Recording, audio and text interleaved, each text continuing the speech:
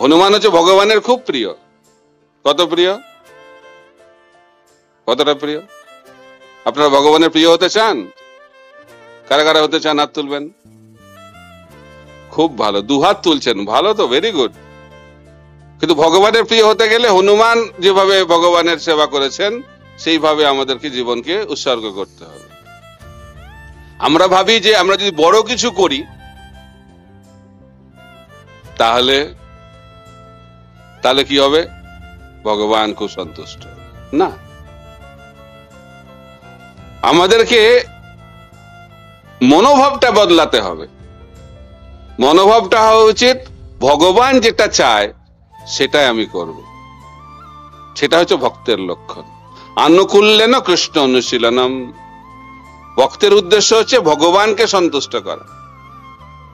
হনুমান হনুমান ত্রেতা যুগে রামচন্দ্র ভগবানকে যুদ্ধে সহায়তা করলেন, মেন কমান্ডার, মেন হিরো, তাই তো? আপনারা জানেন কি না করেছেন রামচন্দ্র ভগবানের জন্য?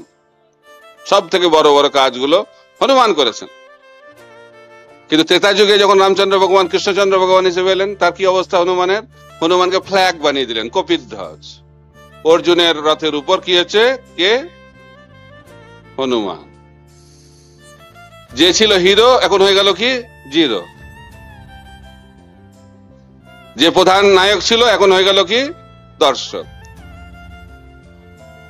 হনুমান কি অভিযোগ জানালো রামচন্দ্র ভগবানকে? এত কিছু করলাম, এই আমাকে প্রতিদান দিলেন? হ্যাঁ, আমাকে তো ভগবত গীতাও শোনাতে হয়নি আপনাকে। অর্জুনকে তো অনেক ভগবত গীতা শুনিয়ে তারপর যুদ্ধ করালেন। এরকম বলছে নাকি? বলছেন। কেন বলছেন না? কারণ হনুমান হিরোতেও তার কোনো ইন্টারেস্ট নাই, জিরোতেও কোনো ইন্টারেস্ট নাই। হনুমানের কিছু উৎসাহ রয়েছে ভগবান কি চান। ভগবান যদি আমাকে হিরো বানাতে চান, হিরো হব। ভগবান যদি আমাকে জিরো বানাতে চায়, আমি জিরো হব। ভগবান যদি আমাকে মুখ্য হিরো বানাতে চাই, হব। যদি আমাকে দর্শক বানাতে চাই, আমি সাথে রাজি। সেই জন্য হনুমান হচ্ছে ভগবানের এত প্রিয়। কতটা প্রিয় শুনবেন তো। রামচন্দ্র ভগবান একটা বই লিখেছেন, বই তৈরি করেছেন। কি বই? ব্যাস পূজা বইয়ের মতন। সেখানে সব ভক্তদের নাম লিখেছে। কোন ভক্তদের নাম? যে সমস্ত ভক্তরা অত্যন্ত উন্নত ভক্ত, যারা রামচন্দ্র ভগবানকে সবসময় স্মরণ করেন, এমন ভক্তদের নাম লিখেছে। তো হনুমান খবর পেয়ে গেছে যে এরকম একটা বই প্রকাশিত হয়েছে। তো দেখতে গেছে সব বইটার মধ্যে কি আছে। তো দেখছে, প্রথম পেজ থেকে লাস্ট পেজ পর্যন্ত দেখেছে। অনেক ভক্তের নাম, খুব খুশি হয়েছে। কিন্তু যে কারণে হোক ওই বইয়ে হনুমানের কোনো নাম নেই। তা আমাদের কি হয়? দুঃখ হয়, স্বাভাবিক এটা। কিন্তু হনুমানের মধ্যে একটু দুঃখ হয়েছে। ভাবছে, ও আমি তাহলে কোনো সেবাই করতে পারিনি ভগবানের, আমি হচ্ছে অত্যন্ত হতভাগা। তো মনে একটু দুঃখ, নাম নেই বলে নয়, ভাবছে যে আমি কিছু করতে পারলাম না, আমি ভক্ত হতে পারলাম না। তো রামচন্দ্র ভগবান বুঝতে পেরে গেছে যে হনুমান দুঃখে আছে। তো হনুমানকে ডেকেছে যে কি হয়েছে, তোমার এত দুঃখ কেন? তখন বলছে, না না ঠিক আছে, কোনো অসুবিধা না, না কিছু তো হয়েছে। তখন বলেছে ব্যাপারটা। বলছে, বইটা দেখতে গেলাম, আমার নাম নেই, ভাবলাম আমি কিছু করতে পারিনি, দুঃখ এখন ঠিক আছে।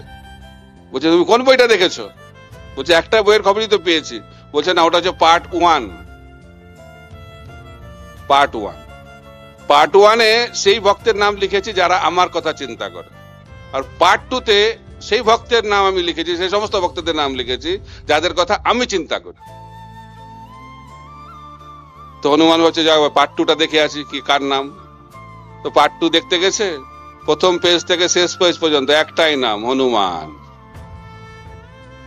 খুশি হয়েছেন আপনারা? তো কেন হলো এটা?